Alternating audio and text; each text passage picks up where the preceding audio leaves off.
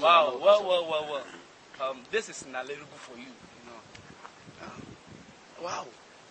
I'm just, you know, it's like fighting with, I don't know what, they are flies or whatever.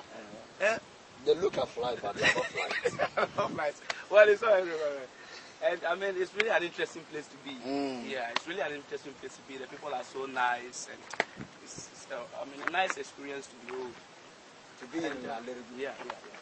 And it's like about 50% of their land is 50% of their land is made up of rocks. You know, they are so rocky, and it's virtually impossible to plant.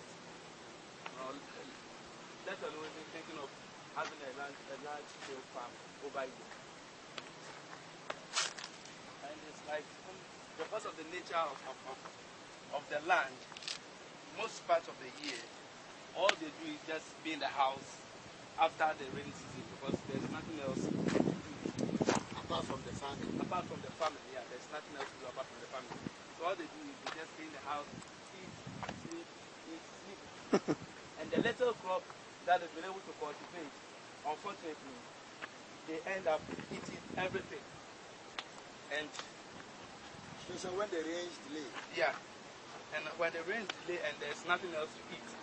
And then there's this very fruit we saw here. Let me just go to that fruit and there's this fruit, unfortunately, we don't know the name too. But it's very, very interesting, a fruit. Because what we learned is that, yeah, you can see me holding them. They end up cooking this and then eat. But the most dangerous thing is that these fruits are very, very poisonous. And there is a technique, if I can put it that way, there's a way you go about cooking it. But if you're unable to cook it the right way, then after eating it, I guess your relation or family should just prepare for a coffin. Because the lesson is they're going to bury you. Because it's so poisonous. Okay. But if you're able to cook it well, then maybe you can just feed on it. And then, yeah. So basically, that is what the people over here do. That is basically what you do. Why are you here? Well, actually, we are here on a missions project. We came here for an Easter convention. We are just around there. 2010 Easter convention organized by Wale district. Yeah, and it was hosted by the nalerigu. Yeah. They hosted the entire Wale district, the Assemblies of God churches. That's what brought us here. And, we've been here for the past 3 days. Right from Thursday. God willing, we'll be going back tomorrow. That's Monday. Yeah. And one other thing we also notice over here is they are drinking water. Well, maybe we would have to capture that later on film. But there's I don't know whether to call it a well or maybe. Okay. There's I don't know, maybe for want of a better word, let's say a stream. And it's like the whole township come over there, do their washing over there, and from sources it's like some people even end up drinking that water because of the scarce or non-availability of good drinking water. So I guess that's one of the challenges faced here by the people of nalerigu. Yeah. And currently where we are standing, just about 50 meters in front of me is a road, even though it's a feeder road. But this very road from Formation Garden leads to the border of Togo. Yeah, if I'm right. You can use this road right to the border of Togo. Yeah.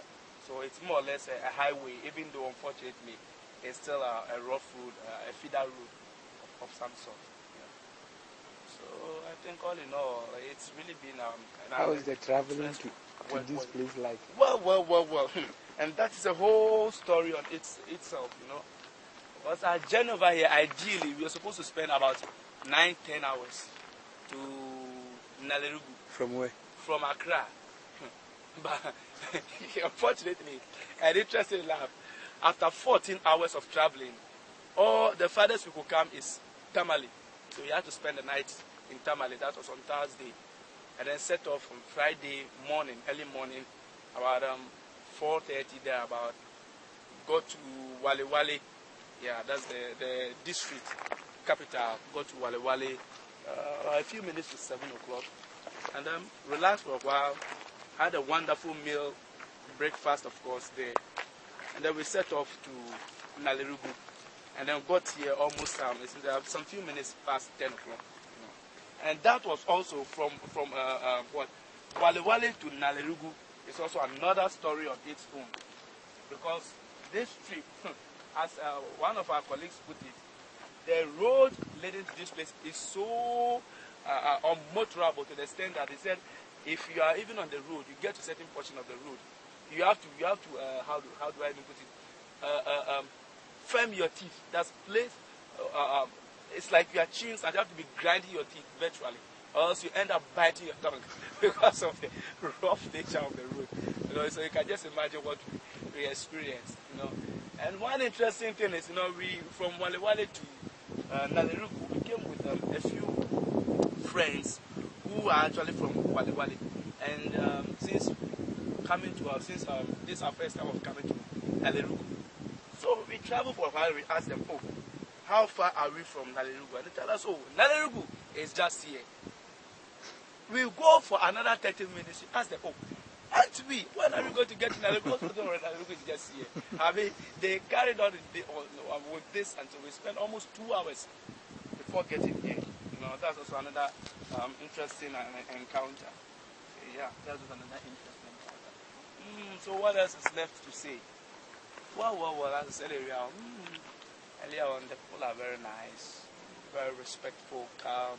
So at times you wonder whether if it's the same people who end up engaging or end up fighting each other. At times you wonder, because until you get here, you know, you have a different picture of the people altogether. But you come here and you have an encounter with them, you realize that they're so nice people, and yeah, they're good, and they're very good people to have around you. Yeah. So I think, all in all, yeah, I think that's what we can say about our trip from Accra to Nalerigu. Okay, thank you.